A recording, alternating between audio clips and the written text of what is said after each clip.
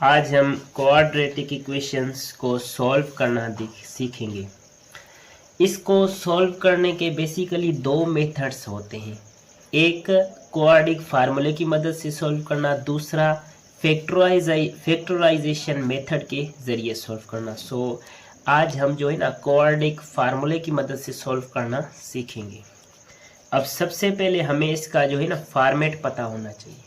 अब इसका फॉर्मेट क्या है कि ax² plus bx plus c is equal to 0।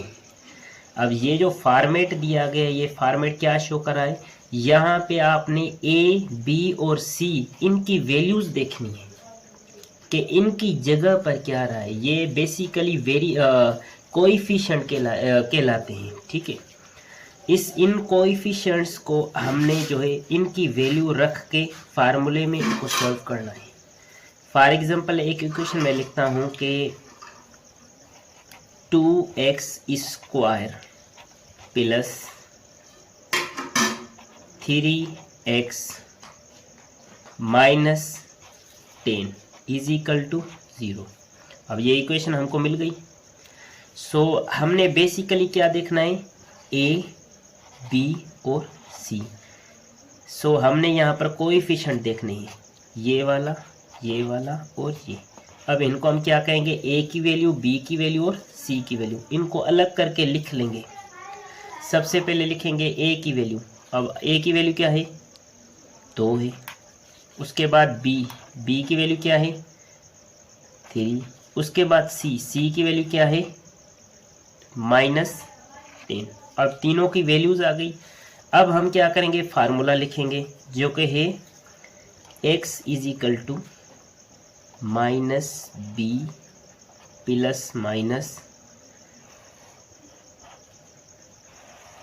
Square root और अपान 2a, इसके अंदर b² माइनस 4ac। अब ये हो गया फार्मूला। अब हमने क्या करना है, ये वाली जो वैल्यूज़ हैं उनको फार्मूला में पुट करना है। ठीक है, अब देखें, हम सिर्फ फिलहाल वैल्यू पुट करेंगे। x इज इक्वल टू, अब b का माइनस जो है उसको आप रहने दें अपनी जगह पर। b की वैल्यू क्या है, 3 हो गई। उसके बाद plus minus same, square root की सिंबल वो भी सेम है। अब b², इसमें हम क्या करेंगे, b की वैल्यू देंगे जो कि 3 है। उसके बाद स्क्वायर, माइनस सेम है। उसके बाद 4 भी सेम। अब a की वैल्यू जो कि है 2। उसके बाद हम लिखेंगे c की वैल्यू जो है -10। एक और बात कि आप जिस चीज़ की वैल्यू लिख रहे हैं आप उनकी सिंबल भी साथ में लिखेंगे। और नीचे आते हैं, उसके बाद 2 और a की वैल्यू वो 2 है।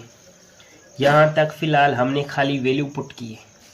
अब हम क्या करेंगे, इनको सॉल्व करेंगे। x इज इक्वल टू, यहाँ पर सेम रहने देंगे क्योंकि इतना हम आगे आए नहीं है।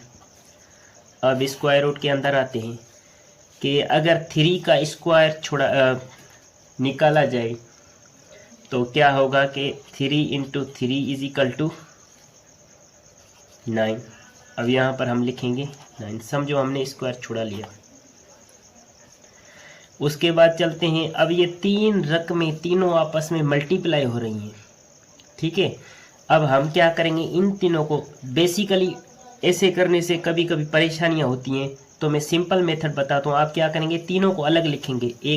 4 × 2 × 10, ये इनको आपस में मल्टीप्लाई करना है। उसके बाद इनके सिंबल्स जो हैं वो उनको भी आपस में मल्टीप्लाई करना है।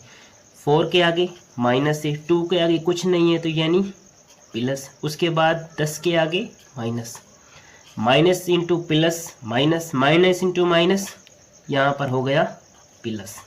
अब हमने सिंबल लिख ली। अब हम चलेंगे आगे। 4 × 2 8, 8 × 10, अब यहाँ पर हो गया। फिर हम आएंगे नीचे, 2 × 4। So basically x is equal to अब यहाँ पर ये क्या माइनस सेम रहेगा, 3 प्लस माइनस, उसके बाद स्क्वायर रूट सेम, 9 इंटू 80 हमारा होगा 89 अपॉन 4 सेम रहेगा।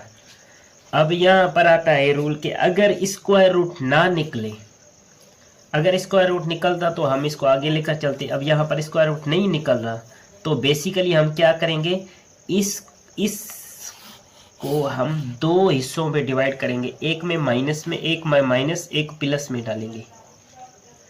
अब देखें x is equal to -3 plus 89 square root में और नीचे 4, same x is equal to -3 minus 89 upon 4। अब ये हमारा जो है आंसर हो गया, यानी कि पहले x की वैल्यू और दूसरे x दोनों की वैल्यू हमारे पास x1 इसको करें, x2 इसको कर दें। अब ऊपर देखें इक्वेशन में वो x1 और x2 दोनों मौजूद हैं।